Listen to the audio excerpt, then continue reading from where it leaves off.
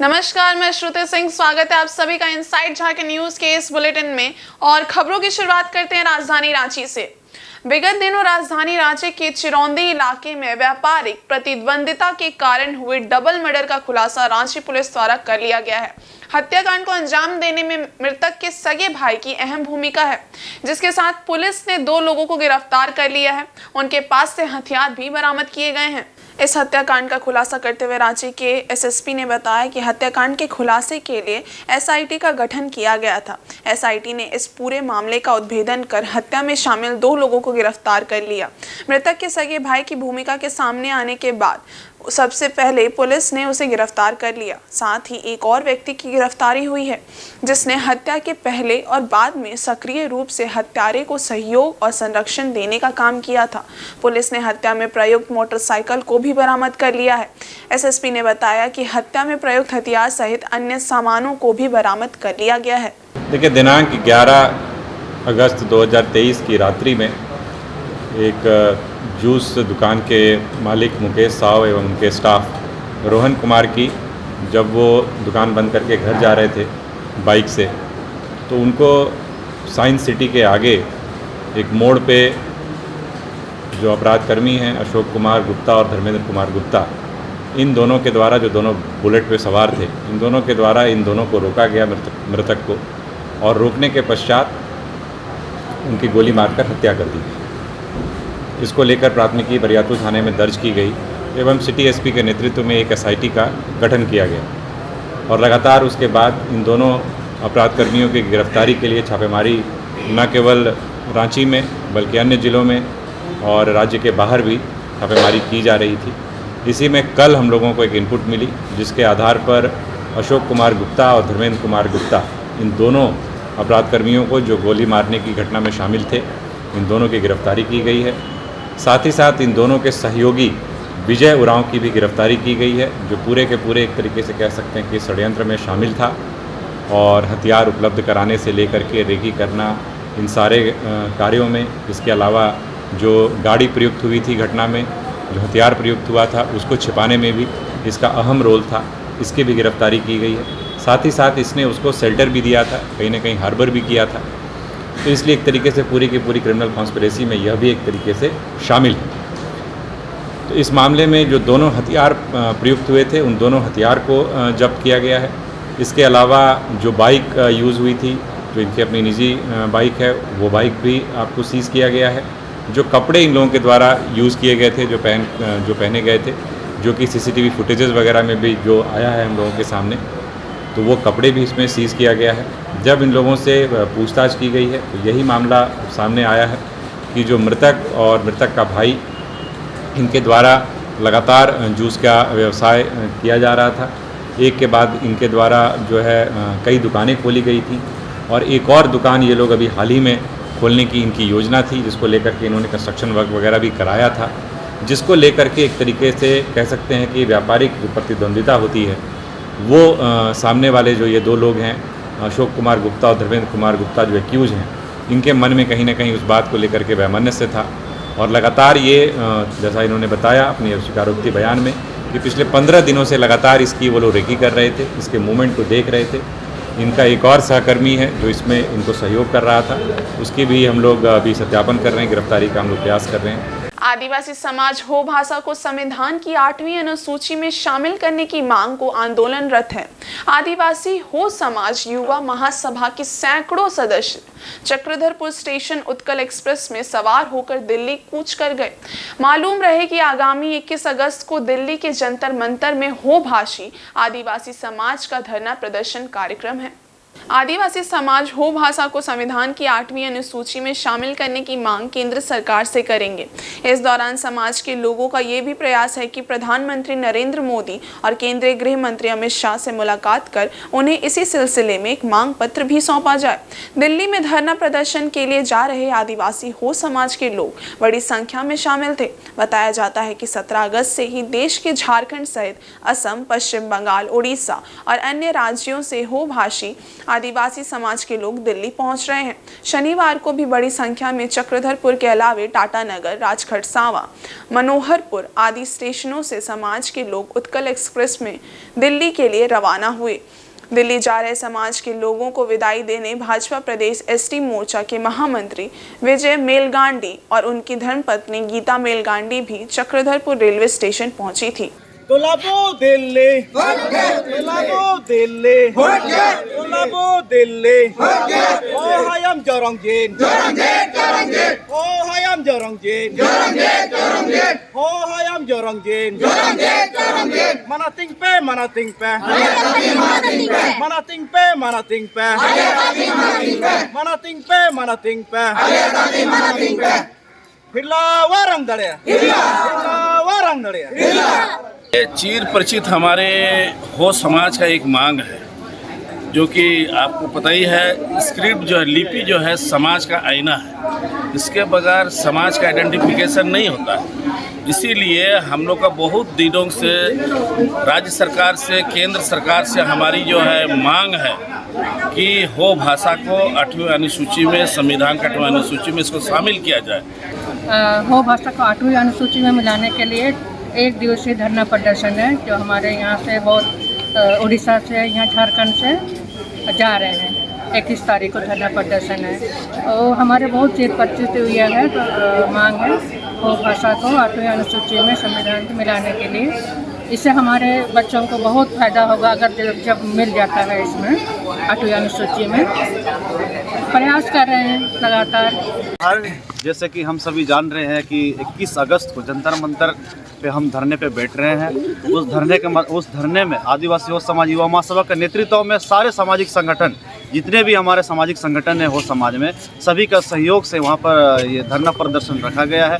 धरना प्रदर्शन के माध्यम से हम पूरे देश के लोगों को हम ये बताना चाहते हैं कि हमारी हो समुदाय की जनसंख्या कितनी है और हम अपनी मांग को वहाँ पर एक पत्र के माध्यम से वहाँ के हमारे देश के प्रधानमंत्री एवं गृह मंत्री को जाकर मुलाकात कर हम उन्हें मांग पत्र सौंपेंगे कि हमारी जो मांग है, वर्षों पुरानी मांग है, जो हमारे हो समुदाय के लोग काफ़ी वर्षों से इस पे आंदोलन कर रहे हैं और हमारे देश के प्रधानमंत्री और हमारे गृह मंत्री से हमारी यही मांग रहेगी कि हमारे हो भाषा को भारतीय संविधान की 8वीं अनुसूची में शामिल किया जाए। और वहीं सरायकेला जिले के चांडिल अनुमंडल क्षेत्र अंतर्गत सहरबेड़ा NH 33 पर स्थित जर्जर पुल की सुध लेने वाला कोई नहीं है।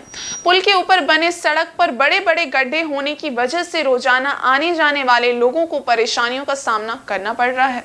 पुल के ऊपर बने सड़क की स्थिति बद से बदतर हो चली है। 2 पहिया और छोटे वाहन चालकों को पुल से गुजरने में परेशानियों का सामना करना पड़ता है।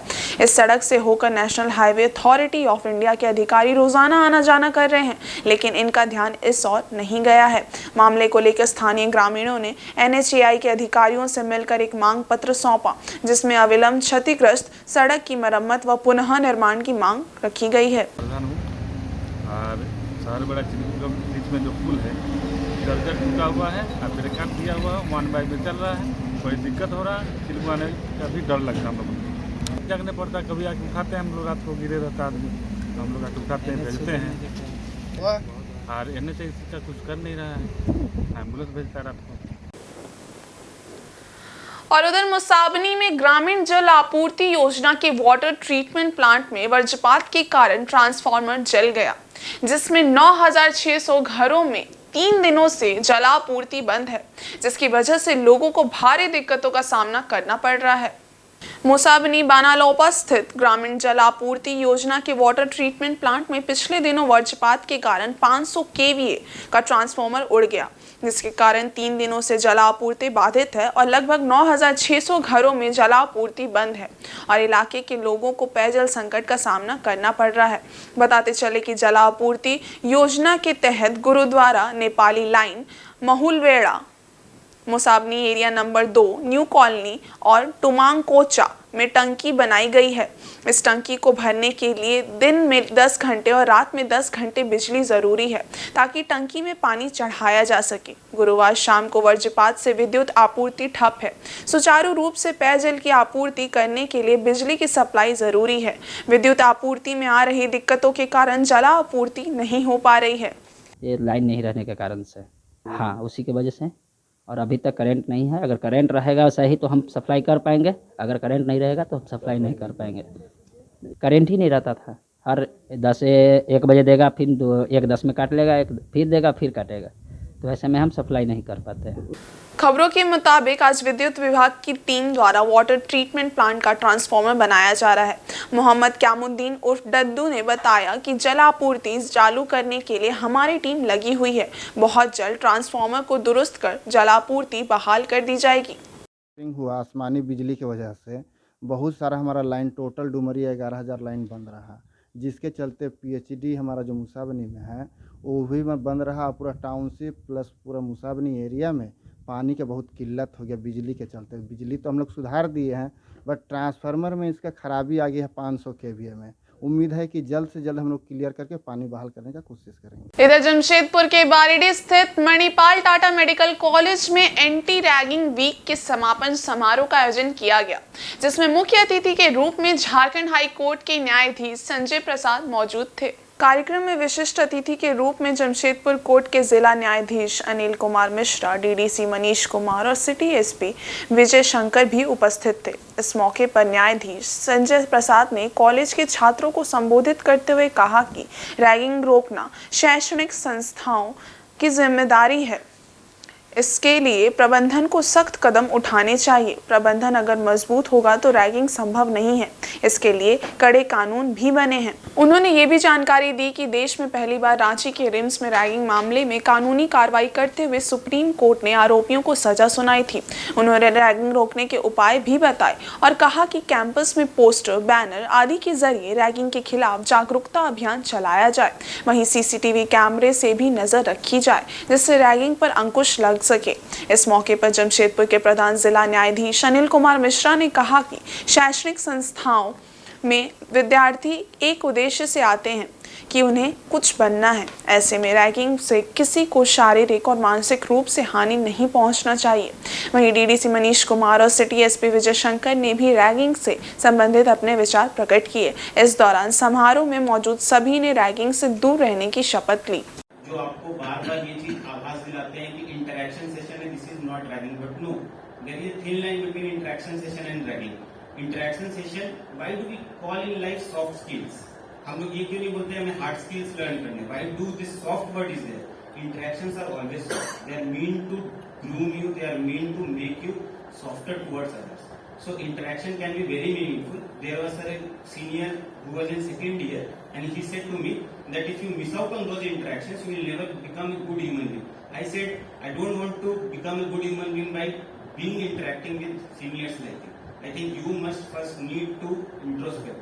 So I completely said no to this kind of ill practices that were happening, and by the God fortune and my parents' blessing, I have not missed out on any of the fun on my campus and even in my professional life. इधर जमशेदपुर के गोपाल मैदान में सावन के पावन अवसर पर 21 अगस्त को जमशेदपुर मिथिला समाज द्वारा 11 लाख शिवलिंग निर्माण एवं पूजन का आयोजन किया जाएगा, जिसको लेकर समाज की ओर से एक प्रचार रथ को रवाना किया गया ताकि समय से समाज के लोगों को पूरी सूचना मिल सके। कार्यक्रम को लेकर जमशेदपुर मिथिला समाज के संयोजक लक्ष्मण झा ने जानकारी देते हुए पत्रकारों को बताया कि 21 अगस्त को गोपाल मैदान में 11 लाख शिवलिंग पूजन का आयोजन किया जाएगा। उस दिन सावन की सोमवारी भी है। ये कार्यक्रम मिथिलांचल को छोड़ पूरे भारत में पहली बार इतनी भव्यता के साथ मनाया जाएगा। इसे लेकर समाज की ओर से एक मोहल्ले में 5 सदस्यों की टोली बनाकर 5000 शिवलिंग बनाने का संकल्प सौंपा गया है, जिसमें पूरे कोल्हान के सनातन धर्मी एवं विभिन्न संस्था के लोग शामिल होंगे। पूजन को धनबाद और जमशेदपुर के 21 पुरोहित और जजमान द्वारा संपन्न कराया जाएगा। कार्यक्रम को सफल बनाने के लिए शनिवार को पूर्व विधायक कुणाल सारंगी द्वारा प्रचार रथ को रवाना किया गया, जो पूरे कोल्हान में घूम कर इस कार्यक्रम में लोगों को शामिल होने एवं इसे सफल बनाने के लिए प्रचार प्रसार करेगा। ये पहली बार जमशेदपुर में हम लोगों ने 11 लाख पार्थिव महादेव का पूजन का उत्सव मनाने जा रहे हैं, जो 21 तारीख को गोपाल मैदान में सुबह 8 बजे से प्रारंभ होगा और रात्रि 8 बजे तक चलेगा। इसके लिए बाहर के प्लस यहाँ से जो भी लोग हैं वो 21 पंडितों और 21 जजमानों के सहयोग से हम लोग महादेव का पूजन सफल बनाए। जमशेदपुर में 11 लाख महादेव बनाने के लिए हम लोगों ने प्रत्येक घर में, प्रत्येक क्षेत्र से, हर एक क्षेत्र से 5-5 महिलाओं को लेकर के एक टोली बना करके और 25-25 हज़ार महादेव बनाने का संकल्प रखा है कि वहाँ से बन करके आएगा। इस तरह हम लोग सारे क्षेत्र से 11 लाख पार्थिव महोत्सव का आयोजन किया। इसमें जमशेदपुर से सटे हुए जितने भी क्षेत्र हैं, घाटशिला, जादूगोड़ा, चांडिल, चाईबासा के सारे महादेव सनातनी जो हैं वो सारे लोग उपस्थित हुए। और इधर सरायकेला जिले के कमहरिया, कांड्रा, कोलाबीरा व आसपास के ग्रामीण क्षेत्रों में 3 दिवसीय मनसा पूजा की शनिवार को शुरुआत हुई। पहले दिन पूजा समितियों द्वारा कलश यात्रा निकाली गई और प्रतिमा के समक्ष कलश स्थापित कर पूजा शुरू की गई। सरायकेला जिले के विभिन्न क्षेत्रों में धूमधाम के साथ मनसा पूजा का आयोजन किया जा रहा है। कोलाबीरा में कलश यात्रा के दौरान जहरीले सांपों का खेल झापान का आयोजन किया गया। इसमें बंगाल से आए कलाकारों ने जहरीले सांपों से करतब दिखाकर लोगों का मन मोह लिया।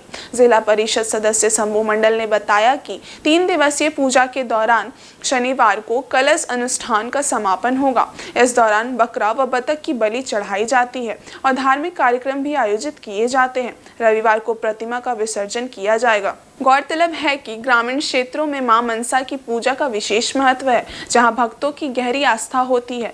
पूजा में ग्रामीण क्षेत्र के लोग बड़ी तादाद में शामिल होते हैं।